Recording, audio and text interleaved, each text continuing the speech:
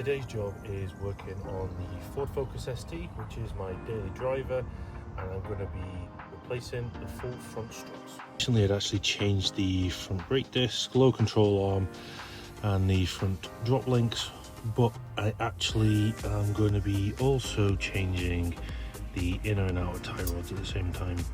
Easy disconnect of the front drop link because I've recently done it, so I have already copper greased it.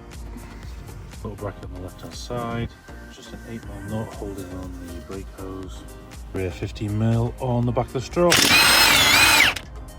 Now I've just got to remove the top scuttle panel, so that means the wiper arms and stuff have got to come off just to get access to the top mounting bolts for the strut. So what I do is I get a wee spreader tool in the back, and it just allows the front strut to move nice and freely. As you can see, it's moving away. The top 13mm bolts buzzed off. It means once it's hammered through, the full strut will come away. This is what I'm going with to rebuild the front strut. So it's just KYB for the most part, Apex springs and the XLG shocks, just because I'm running the motorway for most days, so it doesn't have to be anything special, just something that's close enough to the OEM. So that's the front strut all hooked up, safety chain. I wasn't actually planning on using the spring because I got some new ones, but unfortunately they weren't actually the right size, and upon looking on these, they're more than good enough, so I'll just reuse them. The bump stop into the top mount, and then see for the dust cover, I just run a wee bit of red rubber grease. You can probably use any sort of grease, and it just helps the cover sit over because sometimes they're a pain in the ass and tight. It's an easy, literally put the strut from the bottom, top mount and dust cover on the top, just as a nut go on there, and then you just tighten it up like so. So you just want to make sure that the bottom of the spring is sitting on the anti-squeal rubber patch. And how I've lined it up is, see on the back of the top on there, there's this notch. There's also the notch at the bottom, and basically that's where it slips into the hub. So that's how I've aligned it up on this ST. So that's the two struts built up using the existing springs, and they're now ready to get fit. As you can see, I painted a few coats over, built hamber, so it's all protected for the future. What I've done is a little bit of WD on the bottom of the strut, and then supported it by the jack, just so I can align top bolts and get those in. That's the top bolts just tightened down very slightly. And what I'm doing now is, if you can see that clip there, that has got a little channel on the back of the hub just to slide into. So I've just got the jack now, got a slight bit of pressure on it. It should, you can see, just forcing it in very slightly until it gets to a stop point, and then it goes 15mm bolt across in that channel there, and that secures it in place.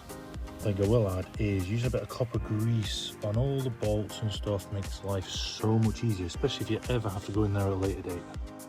Now it's just the rebuild that's going on, so this is the wee brake bracket, and then I've got the front drop link to put on.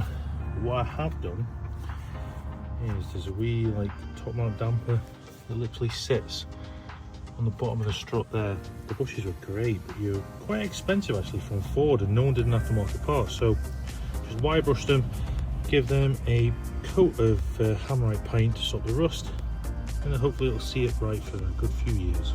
That's the bracket fit with the front drop link, so just going to tighten that up, and then see that ABS wire there, just going to pop that back into its appropriate clips, and then all that's left is to put on the front liner.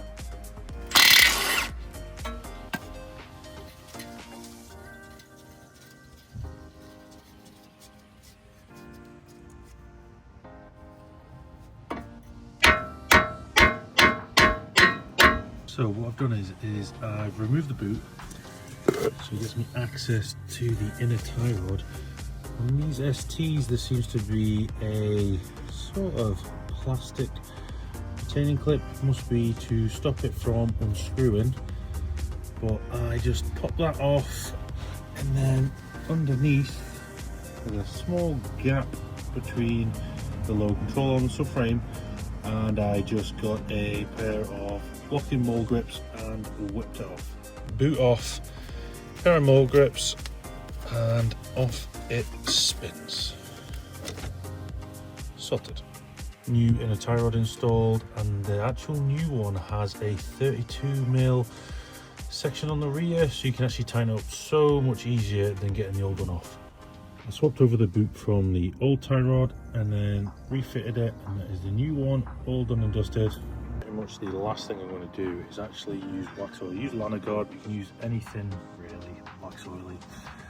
Just going to coat the full under strut, just because it's horrible Scottish salty roads just destroy everything, so nice new components and get them all protected. Final thing, once the arch liner is all on, all you got to do is put the top scuttle panel back on, and that is the job done and dusted. Hopefully this helps someone. It's not a bad job, it's just time consuming.